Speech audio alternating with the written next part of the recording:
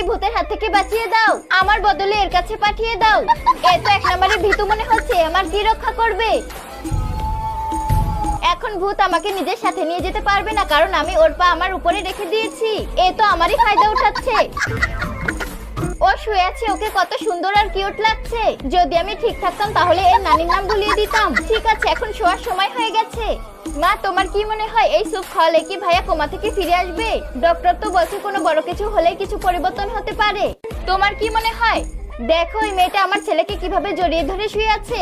আমার মনে হয় এখন তোমার ওদের দুজনকে ডিস্টার্ব করা উচিত হবে না। চলো আমার সাথে চলো। আরে এটা কি করছে?